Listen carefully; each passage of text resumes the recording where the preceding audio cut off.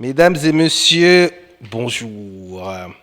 Bienvenue dans Entrepreneur State of Africa, le podcast qui dit tout haut ce que les entrepreneurs pensent tout bas. J'ai remis une tenue, tu as vu? Prêt, beau gosse. Bon, monsieur. Rodrigue Couture, pour ceux qui demandent. Les gens ont déjà remarqué que je suis dans mon repeat. Je n'ai pas encore la profondeur mais tu vas me donner l'adresse. Donc on va se mettre à jour. Aujourd'hui, on va parler d'un sujet qui va peut-être en surprendre plus d'un, mais qui nous tient à cœur, la spiritualité. Ouais, et la spiritualité sur toutes ses coutures. Déjà, qu'est-ce qu'est la spiritualité? La différence avec la religion, parce que c'est quand même des notions qui sont un peu confluées régulièrement et qui sont différentes, mais toutes aussi importantes l'une que l'autre, on pense. On va partager quelque chose de très personnel. Chacun d'entre nous va partager un peu sa relation à la spiritualité, la religion, etc. Et je pense qu'on va quand même conclure un long moment quand même sur en quoi c'est important pour l'entrepreneur.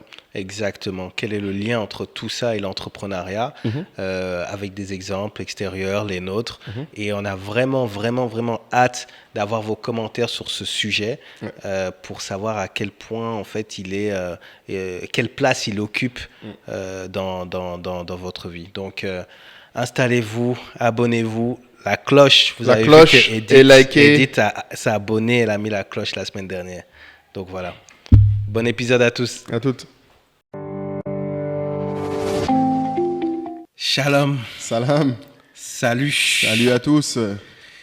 When Jesus say yes, nobody can say no. When Jesus say oh là là, mais quel chanteur. No.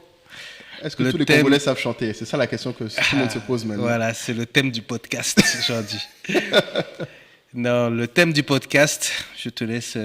On sait, c'est entrepreneuriat et spiritualité. On aurait pu faire entrepreneuriat et religion pour être un peu plus putaclic, mais bon, je pense qu'on va être un peu plus large que religieux. Mais surveille ton langage. Mais d'ailleurs, tu as utilisé deux termes pour entrer direct dans le vif du sujet, spiritualité, religion. Et je parlais avec une amie ce matin qui disait que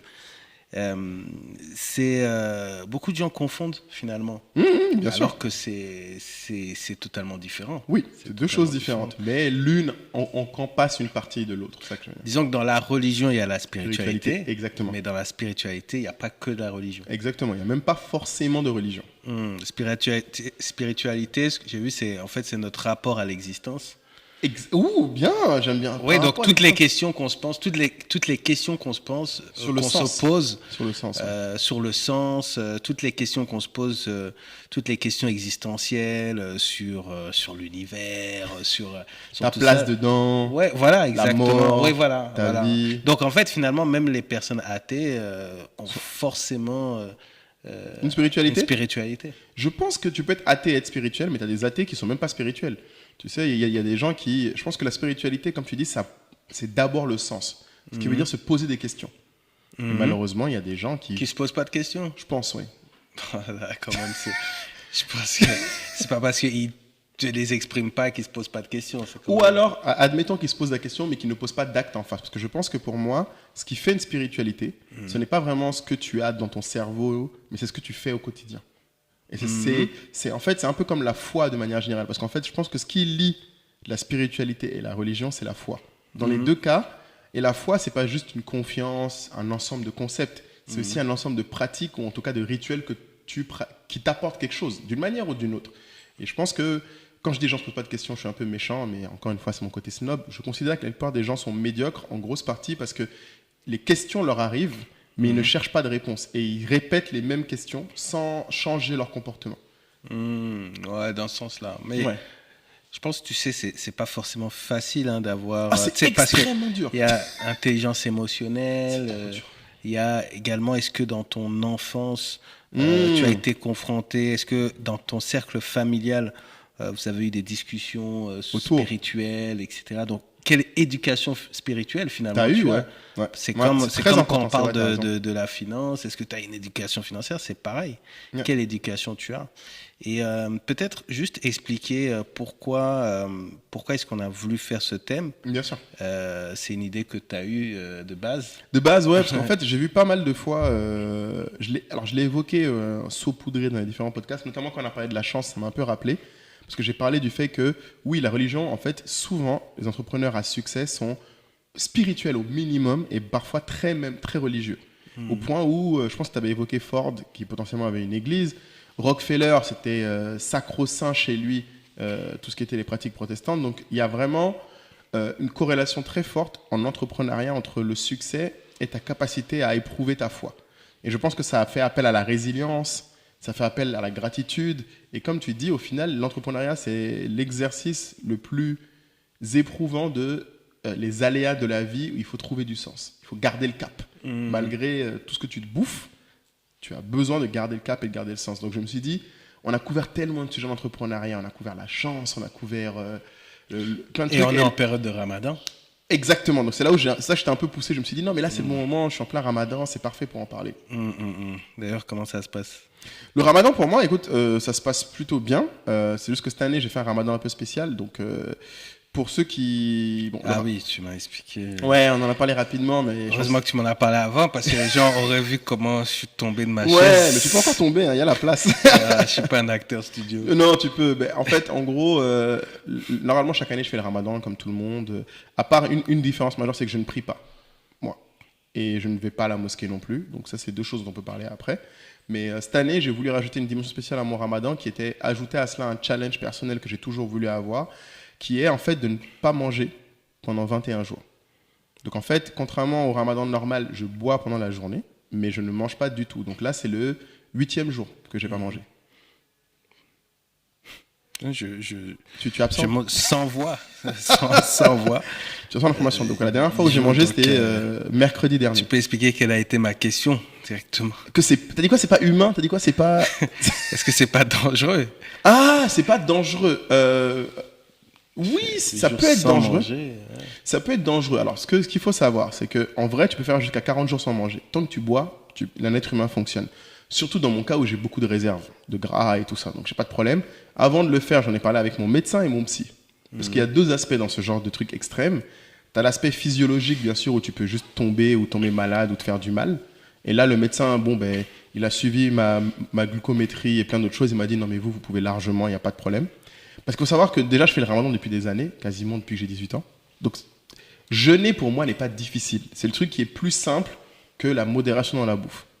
Et donc, j'ai l'expérience d'avoir jeûné. Tu sais, depuis janvier, que je suis toujours en intermittent fasting. Toi, tu as remarqué, et on n'en parle quasiment plus.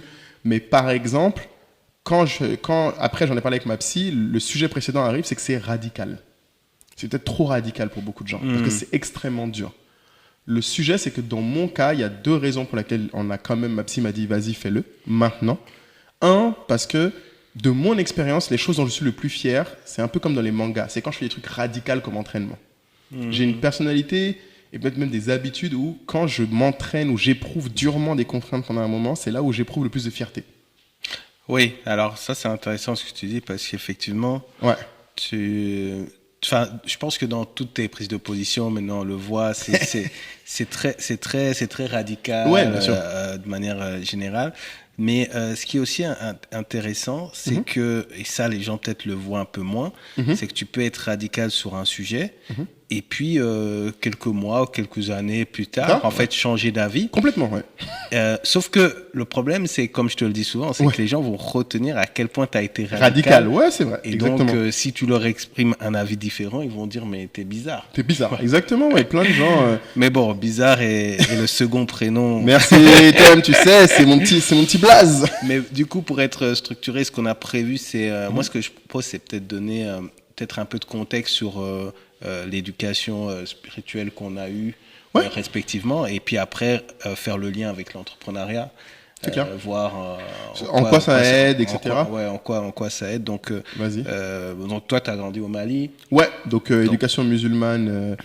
alors, un peu particulière, je pense que ça façonne un peu ma relation à la religion, moi. C'est que, ma mère est vraiment la musulmane, moi j'appelle dans toute sa splendeur. C'est-à-dire qu'elle elle fait les 5 prières par jour, toutes ses sœurs sont hadja, etc., etc. Le ramadan, elle le fait même si elle souffre le martyre, enfin, il n'y a pas de sujet. Mon père, il n'a jamais fait ramadan ni tout ça. Son père était très très religieux, donc quasiment, tu sais, celui qui fait l'appel à la mosquée quand l'imam n'est pas dispo, très très religieux. Mon père appelle Dieu son pote d'en haut.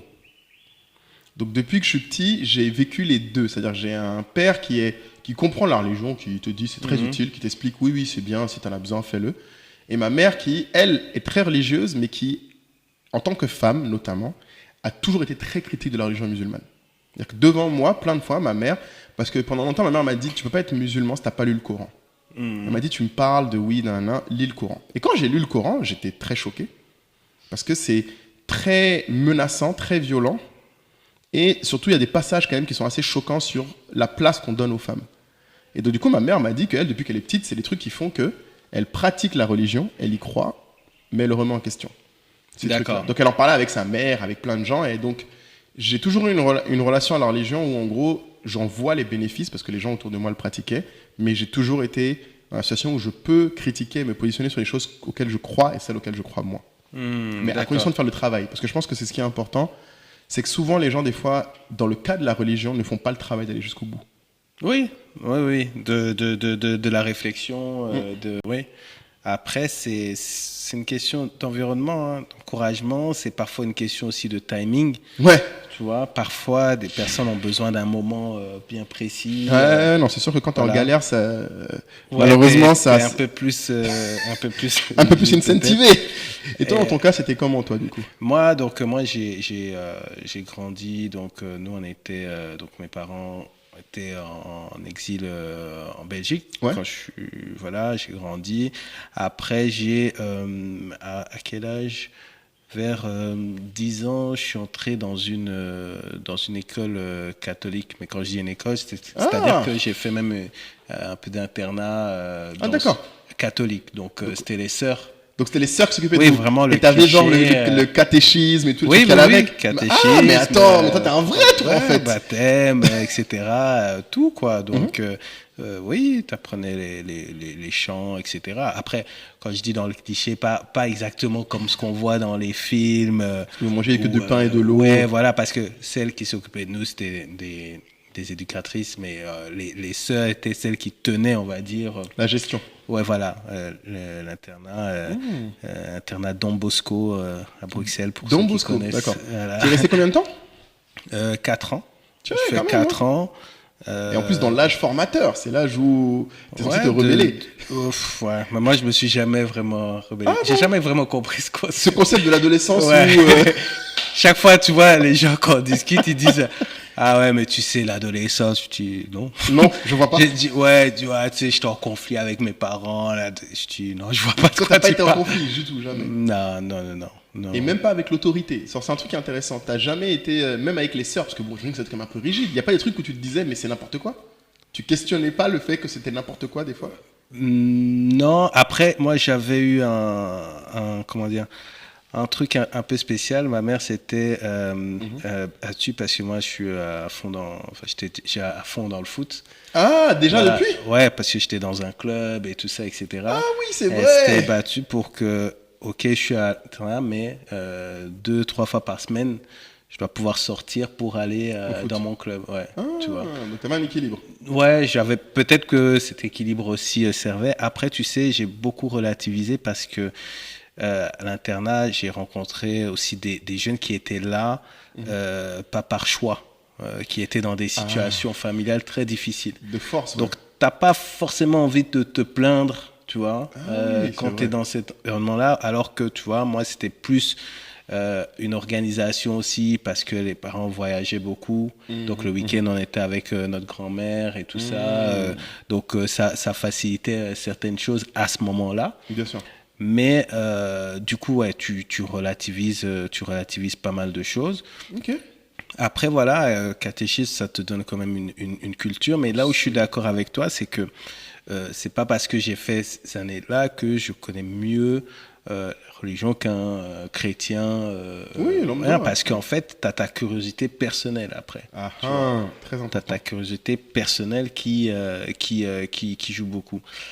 Quel impact ça a eu sur moi aujourd'hui? Voilà, moi je me considère vraiment comme voilà, j'ai cette foi, je me considère comme un messager, je considère que on est là vraiment pour une raison qui nous dépasse.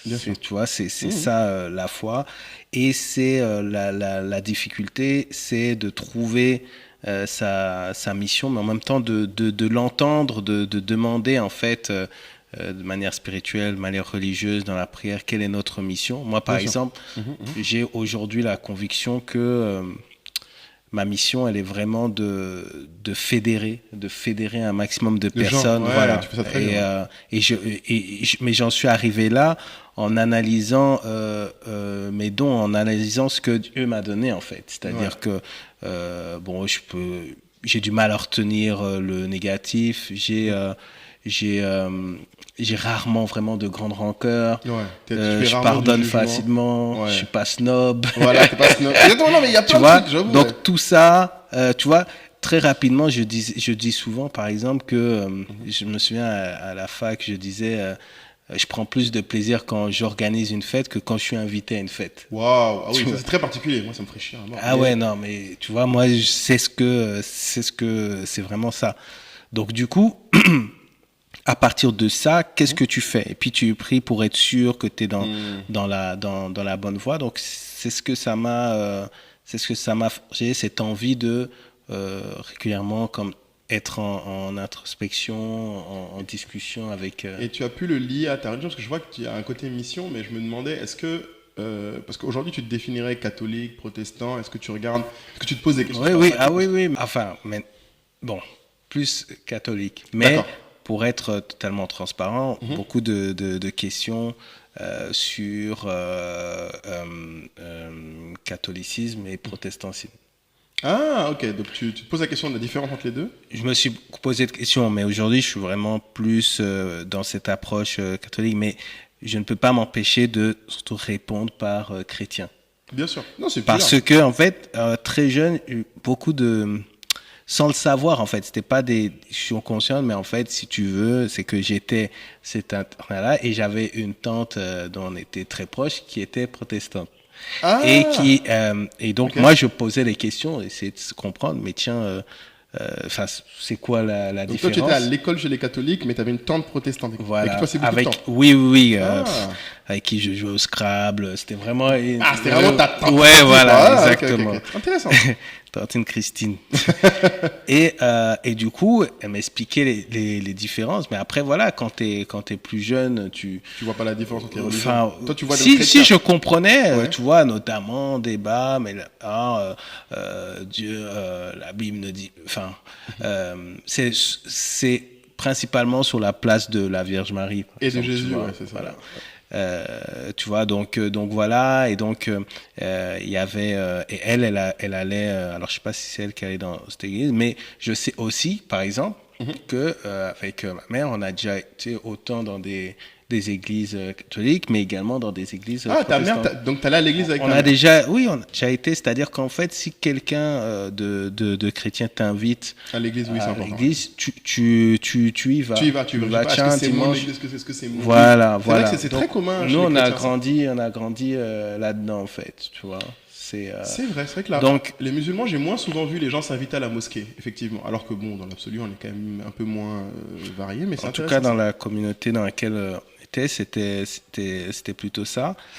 Et donc voilà, maintenant, ta question, c'était plus sur le lien entre la mission et une religion particulière. Non, je pense que tu peux être musulman et se sentir comme un messager. Exactement. Tu vois, non, c'est sûr. Mais ce qu'apporte la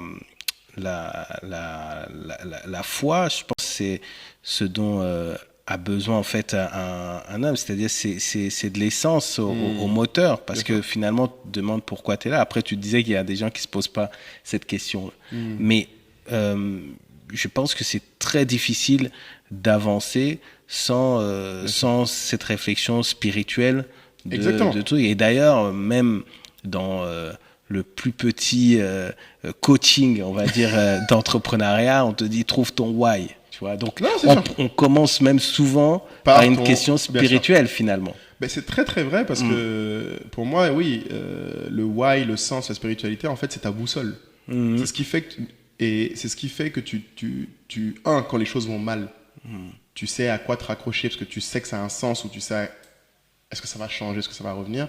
Mais je pense aussi que les gens sous-estiment l'intérêt de la spiritualité, surtout pour moi, je trouve, c'est que ça te dit ce que tu ne ferais ou ferais pas. Tu n'es pas juste à la merci de l'opportunité, de l'occasion ou pire de tes émotions. Je vois ce que tu dis là sur la mission, moi je trouve que c'est super important parce que, bon, c'est un peu un lien bizarre, mais on en avait parlé avec Philippe, que tu sais qu'on a parlé de la diversification. Et il avait dit que c'était super important ça, de savoir c'est quoi ta mission au final, c'est quoi ton goal, ta vision. Alors les gens appellent ça mission, ils appellent ça vision, ils appellent ça why, mais je pense que la spiritualité, c'est beaucoup t'aider à ça, dans le cheminement. En fait, c'est une boussole que tu as juste, pour moi, à chaque fois, pour essayer de savoir où est-ce que tu vas, qui tu es, et parce que tu changes. En plus, moi, je pense que la mission que tu as donnée là, peut-être qu'il y a 10 ans, tu aurais posé la question. Non, c'était pas aussi clair, c'est sûr. Et je me souviens très bien, on a un pote qui, quand on était jeune, il disait ça 1 à 2 fois par an. Il dit, ah les gars, je vais au parc. On rigolait, tu vois. Il dit, ah, je vais en introspection. Tu vois, et on rigolait toujours, tu vois. Attends, le parc, c'est son introspection. Non, il allait là-bas pour être... Il est isolé. Isolé, quoi. Ouais, dans un parc, ouais. Exactement. Mais tu sais que c'est un de mes coins préférés, les parcs. Ah, tu vois. Quand je voyage, c'est la première chose que je regarde. Je m'en bats les steaks des musées, mais je regarde les restos et les parcs. Non, mais ça, d'ailleurs, c'est dommage sur le continent africain à quel point. Il n'y a pas d'endroit, c'est très dur. À Abidjan, il y a des lagunes. J'ai 2-3 coins qui sont très sympas pour se poser. Ouais, ben, tu les donneras aux gens qui méritent. Qui méritent. Dans le groupe Telegram, par exemple. Mais c'est intéressant que tu dises ça. Je me posais juste une autre question. Est-ce que toi, tes parents, genre, est-ce que eux, leur pratique de la religion t'a influencé? T'as parlé de ta mère avec qui t'allais à l'église, mais est-ce que tu penses que si t'avais eu des parents athées, t'aurais eu la même réaction, par exemple? Je pense que, sachant qui je suis, dans tous les cas, des réflexions personnelles. Bien sûr.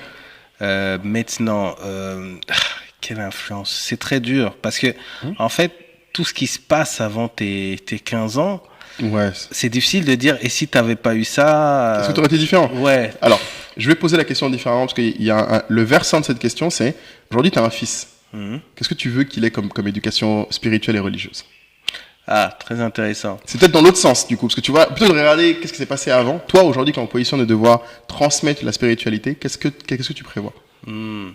Alors, déjà, la première chose à se dire, c'est que tu n'es pas le seul parent. Très important. Non, parce que chez les musulmans, c'est le père qui décide. Bon, après, on s'en fout un peu de si la mère est d'accord ou pas. Important. Non, après, je sais que il y a beaucoup d'éléments du style décidera plus tard, etc. et tout. Moi, je suis pour donner, l'éducation, en tout cas, expliquer l'éducation que tu as reçue, tes principes. Mais c'est vrai que, par contre, le truc qui consiste à faire les choses parfois quand l'enfant n'est pas vraiment conscient.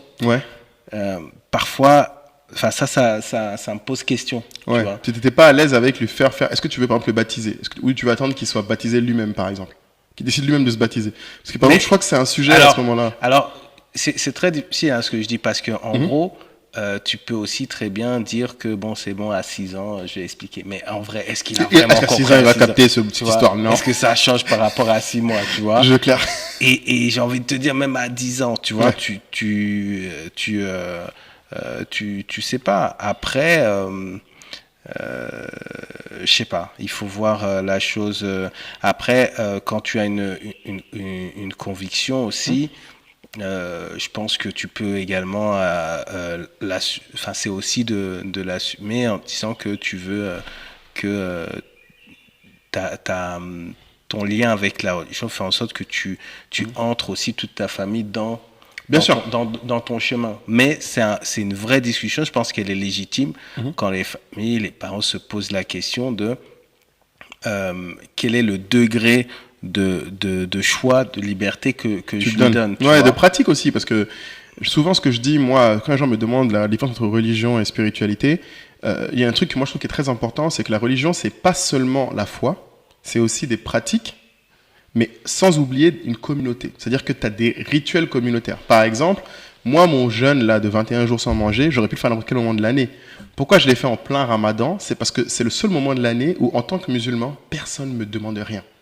La terre entière respecte la communauté musulmane plus que jamais pendant le ramadan. C'est-à-dire que le reste de l'année, on n'a pas autant de différences, même dans l'entreprise. Les gens vont se dire, ah c'est normal, il est en ramadan, il n'est peut-être pas dispo, etc.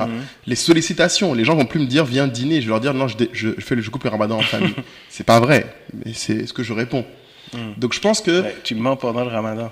Bah, écoute, oui, parce que je considère que pour moi, ça me permet de protéger ma foi. Parce que le problème, c'est que dans une communauté, tu n'es pas exposé qu'à ta communauté.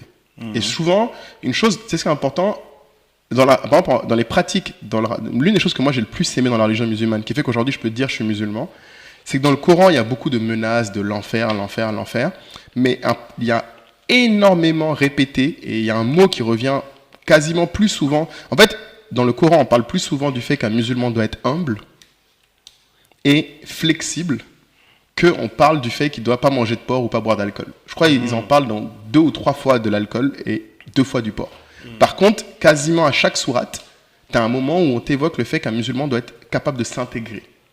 Est capable d'être flexible, est capable d'être humble et de ne pas forcément imposer ce que lui il pense aux autres. C'est beaucoup moins proxélète que d'autres religions, dans plein d'aspects. Et ça, je trouve ça génial parce que, tu vois, dans le mensonge que tu dis, pour moi, c'est je m'intègre. Je veux pas les mettre dans la situation où je leur dis je veux pas parce que ce que tu fais ne m'intéresse pas. Je me dis juste, c'est mon moment, 1 mois par an, laissez-moi me concentrer sur moi. Quelle que soit la forme, si c'est en priant, si c'est en jeûnant, si c'est en autre chose, laissez-moi m'intéresser à moi. Et je pense que c'est cet aspect communauté que les gens sous-estiment. Donc je sais que par exemple, dans le cas d'un enfant, souvent la question c'est est-ce que il aura, s'il n'a pas un baptême, est-ce que aux fêtes de famille, genre Noël, tu vas lui dire que le Père Noël existe, tu vas faire comment, enfin qu'est-ce que... Tout ça, c'est d'innombrables débats. Et puis... C'est ça. Tu n'as pas encore de trucs arrêtés, toi t'es pas en mode c'est sûr que je le baptise, c'est sûr que à tel âge il fait du catéchisme. Non, mais... T'es cool, c'est bien, franchement. Non, j'ai pas des trucs extrêmement arrêtés. Mais et c'est pour ça que j'ai insisté sur le fait que t'es pas seul, parce que je me nourris beaucoup aussi des discussions. Ouais, t'accompagnes. Oui, voilà, pour faire ce qui nous semble le mieux. Mais tu sais, on pourra parler parentalité un jour, mais comme je dis, les parents, c'est juste des jeunes qui se débrouillent. Ah, les gens se débrouillent. Non, c'est clair. Tu vois, franchement, comme disent les Américains, adulthood is the ghetto. Genre, personne ne sait ce qu'il fait, tout le monde se cherche. C'est ça. Mais du coup, sur le lien avec l'entrepreneuriat. Ouais, très important. Toi, parce que c'est vrai que quand tu m'as parlé de cet élément-là, de ce thème, la première réaction que j'ai eue, je me suis dit, mais moi, quand je prie vraiment sur des choses très, très personnelles. Tu pries quand même sur des trucs. Est-ce que tu vas à l'église pour ça? Est-ce que non, tu fais ça? Oui, alors pas tous les dimanches, et je vais, mais je prie chez moi. Chez toi, très bien. Et mais en fait, c'est énormément, c'est gratitude, tu vois, pratiquement, 95%. Quand je demande quelque chose, c'est rarement pour moi, ou alors c'est jamais du matériel, mais ça va être. Et du coup, c'est rarement au niveau de ta boîte. Tu fais pas de prière en mode. C'est ça, c'est ce que je me suis. Alors, est-ce que tu pries en mode, parce que c'est ça le lien avec l'entrepreneuriat, c'est qu'est-ce que tu pries en mode, il faut que j'ai ce contrat? Jamais. Amen. Jamais, mais je sais que d'autres le font, tu vois. Je peux, et pour avoir la force, etc. Parce que en fait, moi, je crois beaucoup dans ce qu'on dit de bigger plan. Bien sûr. C'est-à-dire que si je l'ai pas, tu vois, c'est God's plan, comme dirait Drake. Exactement. Tu vois, c'est son plan. Moi, je me souviens quand j'étais étudiant, tu vois, je rêvais de faire une carrière de cadre, d'avoir ce bureau, etc. et tout. Ouais. Et quand je suis rentré dans le monde du travail, j'ai jamais rencontré un mentor ou un N+1 qui m'inspirait. Donc, du coup, ça m'a donné le temps pour nourrir ma curiosité qui m'a emmené vers l'entrepreneuriat. Bien sûr. Tu vois, donc je ne peux, tu vois, j'ai pas prié je vais pas prier pour avoir un super job alors qu'il y a un plan, tu vois. Je crois beaucoup dans le plan. Quand j'étais en Angleterre, j'adore Londres, tu vois. C'est ma ville préférée en Bah Europe. ouais, je vois, franchement. Et je voulais... Dans le podcast, quand même, j'avoue, il y a plein de trucs que tu as appris et vécu là-bas qui, j'avoue, ont l'air de t'avoir suivi jusqu'à aujourd'hui. Ah, c'est marrant que tu dis ça. Je m'étais jamais fait cette réflexion, alors que j'ai passé peu de temps. Mais c'est vrai que ce passage, qui est pourtant de 2 ans de ma vie à peine, seulement, ouais, 2 ans et demi, il est vraiment très marquant, effectivement. Très charnière, j'ai l'impression. Ouais, parce que je me suis rendu compte que c'est là que je me suis rendu compte que j'étais plus à l'aise avec la culture anglo-saxonne. Ouais. Ce qui m'empêche pas de bien vivre dans la culture francophone, mais du coup je sais qui je suis. Je suis plus dans anglo-saxon, ouais, voilà, dans l'état d'esprit. Et d'avoir rencontré en fait cet espace-là m'a permis de voir pas mal de choses. Et donc du coup je voulais rester là-bas. Je voulais vraiment rester là-bas. Dans cet environnement, etc. Mais après voilà, il y a eu la crise de 2008-2009 là, etc. La crise bancaire, difficile, etc. Donc du coup j'avais plutôt trouvé un emploi à Paris et non pas à Londres. Ah, c'est ce qui a changé. Mais okay. Tu vois, mais c'est en allant à Paris j'ai commencé du coup à reconnecter et que Totem a pu vraiment tu vois naître en fait. Donc tu vois, c'est pour ça que je dis que il y a un plan toujours. Voilà, je prie plus pour mes proches, je prie plus pour remercier avant peut-être des événements très importants. Je vais être beaucoup dans l'affirmation positive. Tu vois, essayer d'avoir de l'énergie.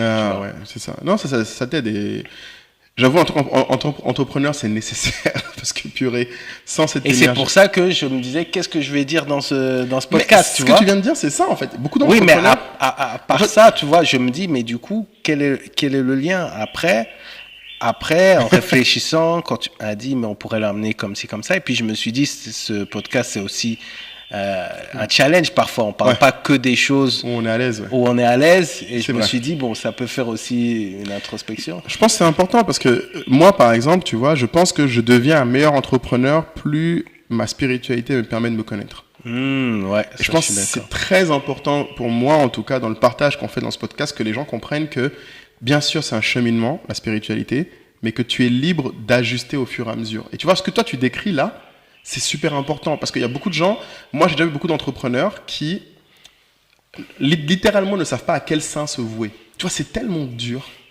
ce qu'on fait que des fois, les gens ont l'impression que c'est un coup du sort ou un peu comme on a dit la chance, une malédiction ou que genre, en fait, comment expliquer ? Je pense qu'il est très important pour les gens. Moi, en tout cas, personnellement, ça m'a beaucoup aidé tout au long de ce qu'on a vécu, parce qu'il y a vraiment des hauts et des bas très, très bas. Par exemple, de croire au karma.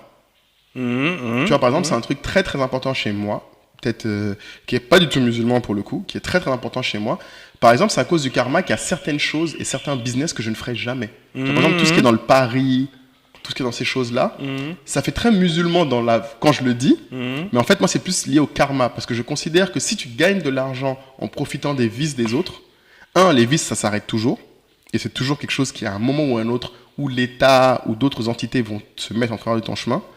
Par contre, je pense, et virtuellement, c'est l'une des choses qui m'aide le plus à tenir quand je fais, en cas au jour d'aujourd'hui, c'est que je sais que j'aide les gens à faire du bien. Tu vois, même quand ça va mal, même quand mes clients ne comprennent pas ce que j'essaie de leur faire, comme tu dis, la vision, je sais que c'est la bonne pour leur propre bien. Je ne suis pas en train de me dire, je leur facture quelque chose pour mon plaisir, pour moi gagner de l'argent. C'est-à-dire que limite, l'argent ne devient plus un motivateur dans l'entrepreneuriat. Et je pense que c'est ça que la spiritualité apporte à beaucoup de gens. Après, est-ce que tu ne penses pas qu'il y a des personnes qui font des business justement avec un impact social positif sans forcément avoir une réflexion spirituelle? Entièrement. Ou peut-être qu'ils l'ont dans leurs actes. Et pas dans leur... Et je pense que c'est le plus important. Oui, parce que tu vois plein de gens... Exactement. Tu vois, pas besoin de l'intellectualiser. La culture hippie, par exemple. Bien sûr. C'est on veut peace and love. On dit ce qui s'est passé là. Ouais, petite coupure, tu vois, non? Puis exactement où est-ce qu'on en était. Petite coupure. Entrepreneur Centre Africa, c'était important qu'on ait ces moments-là. On l'a jamais eu, je crois, jusqu'à maintenant. Non, coupure en plein. Important. Donc, il va falloir investir sur le groupe électrogène. Mais voilà, mais c'est ça aussi ça les réalités. Mais tu répondrais quoi, comme on parle de spiritualité, à ceux qui diraient ça, c'est les sorciers? Alors, c'est un très bon point parce que personnellement, je crois beaucoup à ça. Pas juste au concept de, on va dire, tradition locale, les djinns, etc. Mais parce qu'en fait, je donne énormément de crédit à ce que les gens croient sur ce que ça peut avoir comme influence. Pour moi, si tu es convaincu que quelqu'un te veut du mal ou que tu es maudit, tu vas être affecté par toutes les ondes qui te viennent là-dessus. C'est-à-dire que pour moi, si tu crois que quelque chose existe, ça peut affecter complètement comment ton corps se sent. Et c'est réel. En fait, c'est ce que tu crois qui est réel. Et c'est ça qui est important pour moi. C'est que si tu crois que c'est le mauvais esprit qui sont après toi, tant que toi-même, tu ne réussis pas à te convaincre ou en allant voir un marabout ou à quoi, que tu as fait quelque chose pour régler ce problème, tu ne seras pas apaisé. Donc moi, je crois beaucoup au fait que... Je veux dire, tu attires finalement avec ton tu le crées. Moi, je vais même plus loin. Tu sais, je crois beaucoup à la manifestation physiologique avec les gens qui somatisent, comme à la manifestation de tes croyances. Si tu es convaincu que, je sais pas, par exemple, je donne un exemple. Quelqu'un qui va voir un marabout et est convaincu que avec ça, il va pouvoir envoûter quelqu'un pour que la personne l'aime. Tu vois? Une fois qu'il a fait, son comportement, une fois qu'il a fait, est complètement différent. Parce qu'il est persuadé. Il est persuadé que tu vas lui plaire. Donc je pense que le niveau même de confiance en lui qu'il a fait que ça marche. Tout ce qui est marabout, je sais que, par exemple, au Sénégal, culturellement, c'est fréquent. Très répandu. Des familles ont leur marabout, des hommes d'affaires, femmes d'affaires ont leur marabout. Je voulais savoir, est-ce que au Mali, c'est... Alors, au Mali, c'est un peu différent. On a beaucoup de trucs pharmacopées traditionnels c'est-à-dire beaucoup de choses. Par exemple, j'ai un ami, sa mère elle a été à la Banque mondiale, elle a été ministre, une érudite, mais quand on était petit, elle lui faisait passer des pommades particulières pour le protéger des mauvais esprits. Tu vois, ces trucs-là, typiquement, pour moi, ça a beaucoup de valeur. C'est pas quelque chose que je critiquerais. Pour moi, ça a autant de valeur que quelqu'un qui a besoin d'aller à l'église tous les dimanches pour pouvoir avoir son moment de paix. Ma mère, par exemple, elle prie 5 fois par jour, elle me dit, parce que c'est son moment pour, être gratitude, et 2, se retrouver avec elle-même. Et après, maintenant, ça devient chez les Indiens et ailleurs une histoire de, tu veux absolument permettre aux gens de méditer. Pour moi, méditer, prière, marabout, tout ce que tu veux, c'est juste des outils pour te permettre de toi façonner ce en quoi tu crois et de pouvoir du coup manifester ce en quoi tu crois. T'as besoin de ça. Tout le monde a besoin de ça parce que pour moi, la vie est avant tout ce à quoi on croit. Avant tout. Et c'est pareil en entrepreneuriat encore plus. Tu sais, quand on en parlait tout à l'heure, moi, je choisis aussi les secteurs en fonction, mais par exemple, c'est parce que je crois en certaines choses que je peux me permettre d'être généreux, par exemple. Si tu crois pas au karma, si tu crois pas au fait que être bon avec les gens, c'est ce qu'il faut pour que les choses marchent, tu le feras toujours avec l'intention que ça revienne. Moi, je le fais même pas pour que ça me revienne. Je le fais parce que je suis convaincu que c'est ce qui fait de moi quelqu'un de bien. Parce que je pense que j'ai le devoir de faire ça. Et c'est un peu ça, la charité, qui est un des 5 piliers de la religion musulmane, c'est que tu dois aider ceux dans le besoin. Et des fois, les gens dans le besoin sont pas pauvres. Ils peuvent être tristes, etc. Donc, si tu veux, toi, ta mission, c'est un peu rassembleur. Moi, je me vois vraiment, j'essaye toujours d'être la personne qui apporte un plus dans la vie des gens. C'est comme ça que moi, je le vois. C'est très intéressant. Et ce qui est intéressant, c'est que quand on a finalement cette introspection, quand on cherche notre chemin, et qu'on y arrive de plus en plus, on se rend compte qu'on arrive à le définir avec des mots simples, ce qui est très dur. Et parfois, on est là, on regarde des modèles d'entrepreneurs qui expliquent leur mission sur Terre, etc., d'une façon tellement simple. Tu dis, ah ouais, mais il est trop smart. Mais c'est un voyage, en fait. Énorme travail. C'est un gros travail. Énorme travail. Et la religion aide beaucoup dans ce travail. Exactement. Et même la spiritualité dans tous les formats. Tu vois, par exemple, moi, aujourd'hui, j'ai beaucoup plus de clarté après ma retraite spirituelle Vipassana, qui, au passage, a été faite par Jack Dorsey de Twitter, par énormément de CEO. Ton truc en Afrique du Sud, là? Yes, sir. Comme tu vois, j'aime beaucoup la séclusion. L'effort de séclusion qui te permet d'être concentré sur toi. Parce que comme je suis quelqu'un qui est très porté vers aider les gens, plus je suis avec les gens, moins je fais attention à ce que moi je ressens. Et l'entrepreneuriat a eu un autre effet sur moi que je n'ai découvert qu'après cette retraite. Parce qu'il faut savoir, c'est quoi la retraite? Pour résumer pour les gens, c'est pendant 11 jours, tu ne parles pas un mot à personne. À part à toi-même. Bon, si tu veux, tu te parles à toi-même, mais bon, pas devant les gens en tout cas. Pas de téléphone, rien de tout ça. Pas de lecture, pas le droit d'écrire. Donc pendant 11 jours, ce que tu fais, c'était donc avec un certain nombre de personnes où vous méditez 4 à 8 heures par jour. D'accord, mais quand tu dis avec d'autres personnes, tu croises les gens? Ouais, vous venez ensemble dans le programme, vous déposez tous vos téléphones, vos affaires et tout. Et après, pendant le programme, vous vous croisez sans vous parler? Oui, pendant le programme, vous êtes ensemble même quand vous méditez, vous êtes tous dans la même pièce, mais vous ne vous parlez pas. Pendant 11 jours, tu es avec des gens qui tu ne parles pas. D'accord. Et il y a des gens qui vous donnent des instructions? Oui, bien sûr.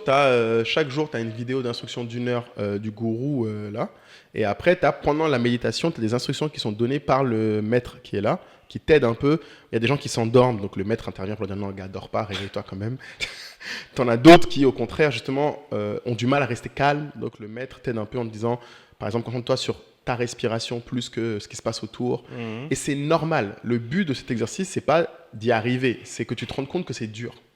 Et qu'est-ce que tu en ressors alors? Qu'est-ce que tu en as ressorti? Ben, moi, énormément de choses. Par exemple, l'entrepreneuriat a fait que pendant les 10 dernières années avant, parce que j'ai commencé à Africa maintenant il y a 10 ans, j'ai perdu toute sensibilité à ce que moi je ressentais. En fait, je ne savais même plus dire quand j'étais triste, en colère. En fait, c'était tellement j'étais concentré sur juste il faut faire ce qu'il faut faire. Je sentais même plus quand quelque chose me faisait du mal. En fait, j'étais tellement habitué à il faut juste faire ce qu'il faut faire. Et ça, quand tu fais 11 jours à juste être concentré sur ce que tu ressens, tu redécouvres des sensations. Je te donne un exemple. Après la retraite, je suis parti à Paris. Et pour la première fois, quand j'allais dans les lieux où j'étais quand j'étais étudiant, j'étais ému. Je sentais l'émotion. Je sentais les souvenirs qui me revenaient. Alors que depuis, je suis retourné peut-être 10 fois à Paris. Mais pas une seule seconde, je m'arrêtais. Là, des fois, je m'arrêtais. Je me disais, ah ouais, quand j'étais ici, je me souviens que j'étais super inquiet. J'étais super triste. Et tu vois, tu fais plus attention à toi-même. Et de manière générale, c'est là aussi que j'ai vraiment compris que, bon, comme toi, je t'en ai déjà parlé, moi, j'avais beaucoup de mal à comprendre. J'ai toujours le sujet de pourquoi je suis si différent, pourquoi nan.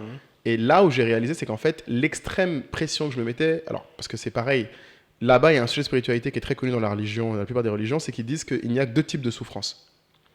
Les souffrances dans le futur et les souffrances dans le passé.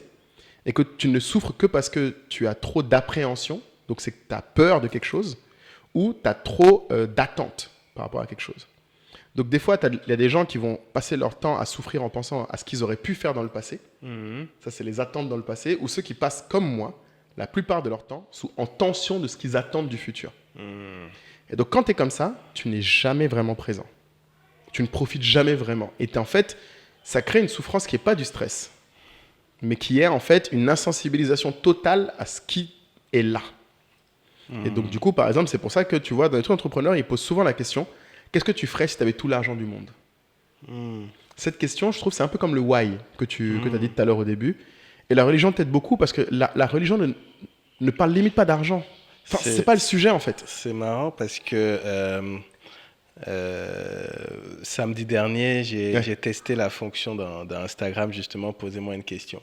Ah, ok. Et la première question, c'était ça. Qu'est-ce que tu ferais si tu n'avais pas besoin d'argent? Boum. Et en fait, dans tous les cas, ça te fait bugger. Bien sûr. Personne que je connais, ni d'Adam, ni d'Ève. En plus, j'avais dit la meilleure question, j'offre un poisson, un truc comme ça. Ah, tu leur fais à bouffer, bien. Mais ouais, en fait, cette question, elle est vraiment...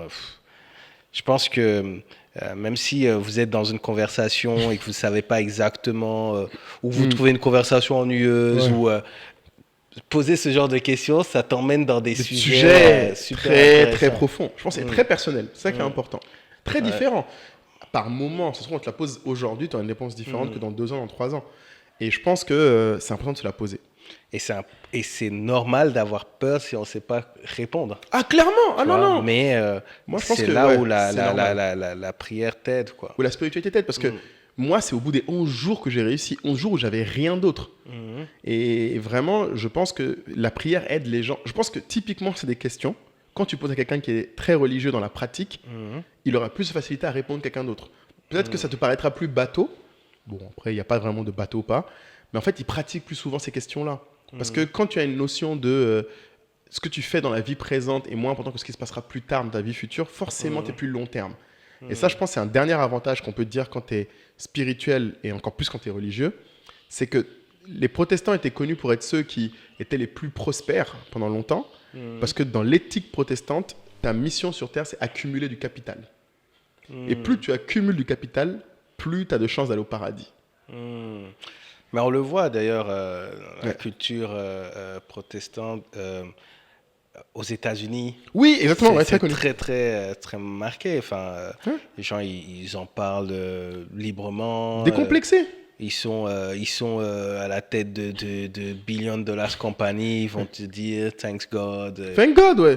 Exact, ouais.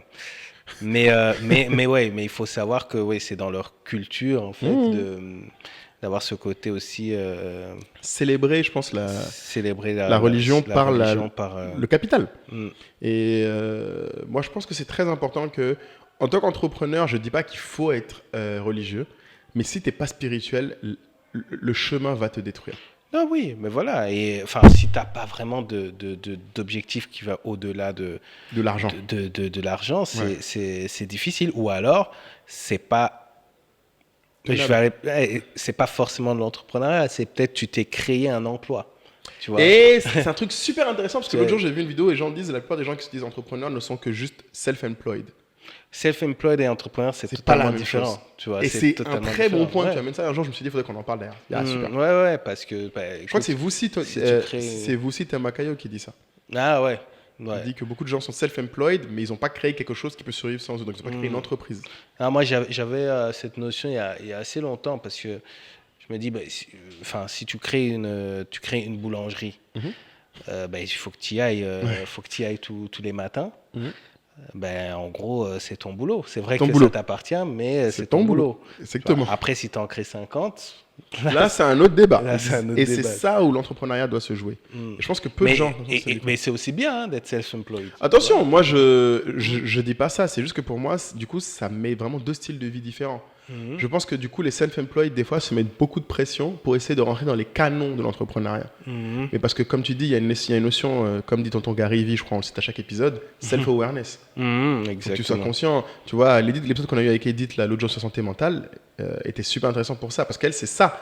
Elle est vraiment passée de cette notion de je vais être entrepreneur à mais en fait, si je suis self-employed et que je crée ce que j'aime et que je peux partager ce que j'aime, mais c'est super. Et c'est ça le bonheur. Le bonheur n'est pas forcément dans, encore une fois, juste dans l'argent ou dans l'image que les gens ont de toi. Et je pense que, pour vraiment revenir sur la spiritualité, je pense que du coup, la spiritualité, comme c'est beaucoup centré sur ton bonheur, toi, ça t'aide à te détacher. On en a parlé aussi dans la santé mentale. Je pense que, par exemple, les gens religieux, je n'ai pas aucune stat là-dessus, je ne vais pas mentir, j'imagine qu'ils font moins de burn-out. J'imagine. Parce qu'ils n'auront pas ce côté où ils se forcent à faire quelque chose pour l'image que ça rend. Quand tu crois à quelque chose de plus grand, quand tu crois, comme tu dis, à une mission, tu ne vas pas te détruire au-delà d'un certain point parce que tu sais que, comme tu dis, il y a un plan pour toi.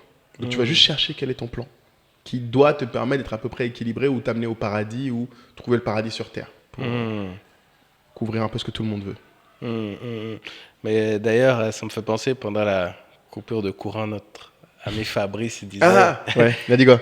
disait que on avait ce petit débat du coup en off où finalement on utilise souvent le mot bénédiction. Oui, exactement. C'est-à-dire tu arrives dans un nouveau bureau, tu dis que Dieu bénisse ce bureau. Exactement. Tu vois, que Dieu bénisse ce nouveau projet, etc. Où tu veux des bénédictions. Voilà, matérielles. Et donc du coup, quand on dit qu'on ne veut pas de choses matérielles, il disait que finalement, est-ce que c'est bénédiction qu'on demande, c'est pas une façon de détourner. de demander l'argent, de demander le confort.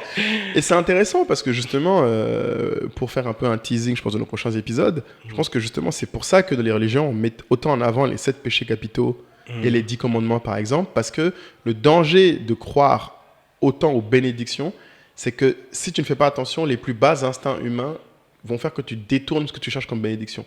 Tu n'es plus sur un bonheur intrinsèque, tu vas juste commencer à chercher ce que tu penses être bien à dehors et à demander à Dieu, la chance, le hasard, le karma de te le donner. Donc en fait, de prendre ce que tu vois ailleurs plutôt que de créer de l'intérieur. Aide-toi. Et de toi. Je pense que c'est ça, aide-toi et Dieu t'aidera. T'as tout compris. Je pense que tu veux prendre ça comme mot de la fin, aide-toi, c'est pas mal ça. Aide-toi. Bon. Aide-toi. C'est toi maintenant l'autorité. C'est un peu compliqué. C'est toi l'autorité des Comment mots de la fin mettre, maintenant. aide-toi. Enfin, non. Il faut trouver. Moi, j'ai bien aimé. Bon, c'est vrai que la semaine dernière, on était sur paix. Là, franchement, le mot bonheur, moi, Tu parles ouais, Ou mission, hein. T'emploies beaucoup de missions, je trouve. Ouais, c'est vrai, aussi la mission. Mais ce que je veux vraiment, et ce que j'ai bien aimé dans les commentaires la semaine dernière, c'est vraiment que les gens utilisent ça dans un commentaire. Pas Bien juste sûr. mettre le mot. Ouais. Parce que du coup, ça fait des commentaires riches, Ouais.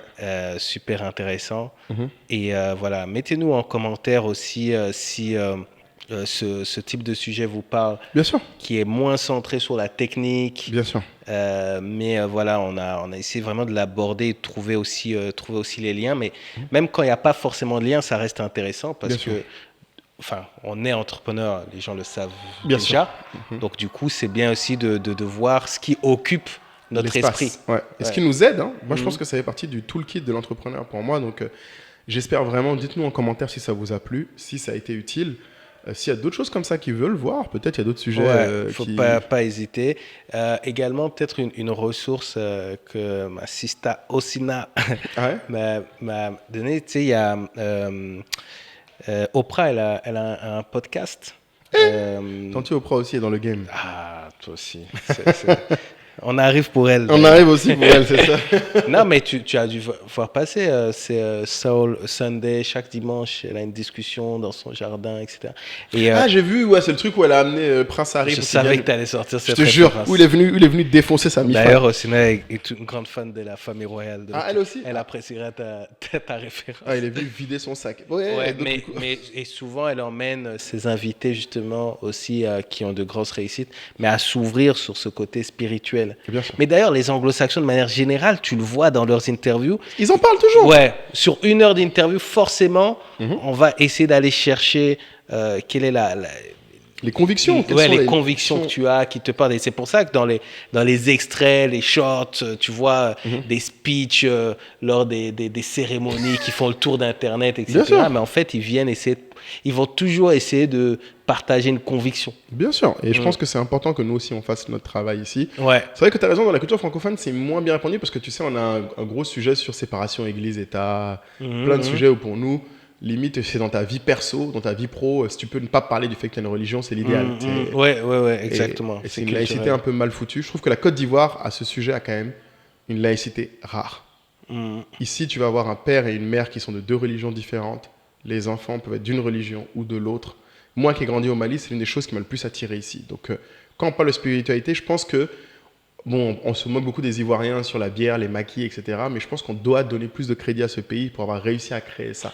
D'ailleurs, ça pourrait être un sujet, j'y ai pensé récemment, parce que nous, on prend ça pour acquis, mais pour quelqu'un qui veut entreprendre en Afrique, en fait, quand il pense, franchement, la Côte d'Ivoire a énormément de trucs. C'est-à-dire qu'en gros, si tu fais le taf, bien sûr, c'est bon, quoi. C'est bon. Et contrairement à pas mal d'idées reçues, peut-être aussi sur des situations historiques, etc. Mais tu vois, il y a tellement de gens qui viennent des 4 coins du monde et qui réussissent à développer des choses qu'il faudrait qu'on le mette en avant une fois. Vas-y, c'est un super sujet, je pense. Ouais. Donc, écoutez les gars. Donc on a dit mission. Ok, abonnez-vous également. Ouais, si vous êtes arrivé jusqu'ici, quand même, c'est pas mal. On a fait un épisode court. Kalakama, s'il vous plaît. Je sais pas si c'est vraiment court. Hein. Non, franchement, ça va. Là, on a fait 49 minutes. Pardonnez, les gars, c'est le ramadan. Vous allez pas me laisser, je suis en plein jeûne. Un petit like, un petit commentaire. C'est s'il vous plaît, quoi. Genre, on travaille dur pour vous. Et surtout, nous dire les moments que vous avez préférés. Ouais, ça nous aide pas mal. Donc voilà. C'est la fin. C'est la fin. Merci à tous. À très vite. Ciao.